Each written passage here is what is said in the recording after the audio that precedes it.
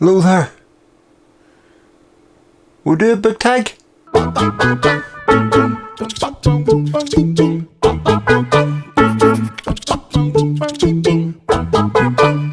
Hi, and welcome back to the channel. My name's Chris, and I've been tagged in a book tag video. Never done a book tag video before, but no time like the present, and this one was by my good friend, the Bookish Gnome, had tagged me on the 2 books tag, which is a series of questions where you give 2 books as the answer.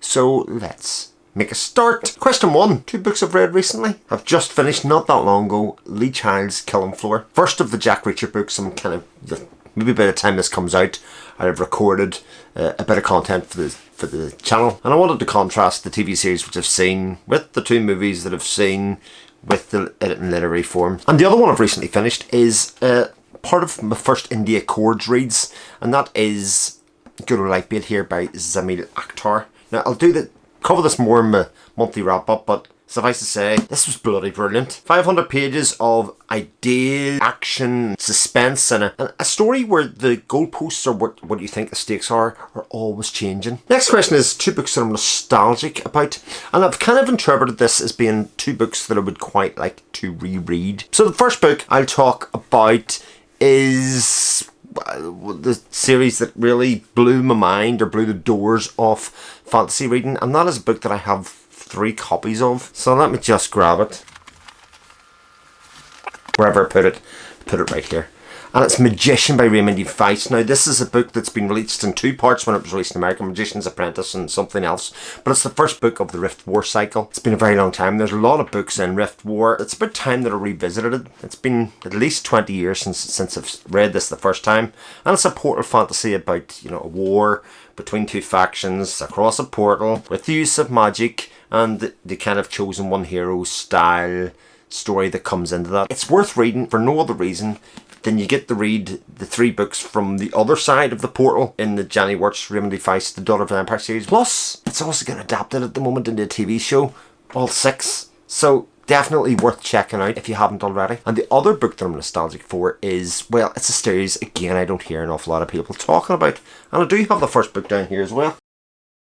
One of these ones I probably should have been more prepared, but it's Across the Nightingale Floor by Leanne Hearn. Now this is a 4-book series. I didn't know it was a 4-book series. This is a Japanese story. I wouldn't even say inspired story. It is very much a Japanese story about a young man being sent to build skills and learn to be an assassin in order to assassinate people. It's an utterly gorgeous book. The first book is by far and away the best of the 3 in my opinion, because I do like those origin stories. But the idea, as it says here, 1 boy, 1 journey, 1 hidden destiny. This is something that if people are looking for something a bit different, it's more of a historical fantasy but with fantastical elements. I think Across the Nightingale Floor is well worth checking out. Next one is 2 books that I read in school that I'd like to read again, and this is an interesting one. So the first one I'm going to pick is Treasure Island by Robert Louis Stevenson. I was about P4, and in a UK term that's about 8 years old.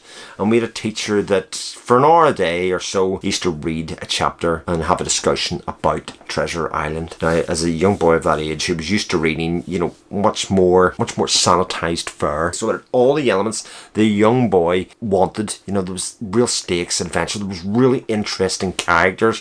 You had a protagonist who was kind of like this blank slate so you could project yourself onto. And there seemed to be an awful lot going on. Plus you're searching for treasure. And, that as an 8-year-old boy, that kind of engaged. This was the real escape. This was one of the things that was a real genesis in me really loving books. I read an awful lot even up to that point, but that was the bit where I went, oh, there are other things to explore. And Treasure Island will have a very strong place in my heart because of that. And the second book that I'm going to talk about, we did To Kill a Mockingbird, well-loved book, but the one that sticks out to me, we used to do Shakespeare. And Shakespeare's an interesting one because I didn't appreciate that Shakespeare is so readable. You can pick up a Shakespeare play, read it. Even though it's an old style English, it's very easy to follow what's happening. But we did a play kind of a year, and we did Romeo and Juliet the first year, loved. Merchant of Venice, liked. And then in the 3rd year we did something that was a bit odd, but it was The Tempest. And The Tempest was interesting because it wasn't really dramatic, it was more of a comedy. And I want to read it because I can't remember what it was that I loved about it, but exploring the themes that are in The Tempest, exploring where the humour was coming from and exploring how it was written was really something that sticks in my mind as being super interesting. Question 4 is 2 books you wanted to read, and then question 5 is 2 books you'll probably read. Let's go for 2 continuations of series that I've already started and well into. First one is from Mistborn Era 1. I've got one book to finish off, which is The Hero of Ages. I was going to say The Hero of Ascension. I was going to say I've smashed 2 book titles out together. It's Hero of Ages. I've loved Mistborn Era 1. It's a real page turner. It's very exciting. And the second book is another one in the series, and I've talked about Assassin's Apprentice from the Farseer trilogy. Book 2. Royal Assassin, very excited to read that. And then 2 hype books that you probably will read. Well, Booktube's awash with the Dandelion Dynasty, and lo and behold, behind me, I do have, and I have had for a while, Grace of Kings by Ken Liu. So I'm very hyped. I will get to it at some stage before the end of the year, and if I read this one, I'll probably read the next one. I'll probably read the next one after that. I'll read the one after that again. And the second book that I'm going to talk about is a book that by the time I release this video, I'll probably have already started because I'm doing it as part of Indie Accords. And that's Legends and Lattes by Travis Baldree. I think I'll rattle through it quite quickly, but it's been extremely hyped as it is this cozy fantasy book. In summation, I've got to tag some other people. The chances of loads of people seeing this or otherwise is maybe unlikely. Theo might see it from her Kindle reader. 2 books. Give you a chance to pop out some decent content there, and if RJ gets to see it as well, from RJ Reads, you can do it as well. But in general, if you're like me and don't get tagged in many things, go consider yourself tagged. Consider yourself in the running here to talk about 2 books from each of these little questions that I've put together. If you've made it this far, thank you very much for watching. You can check out some of the other content if you want.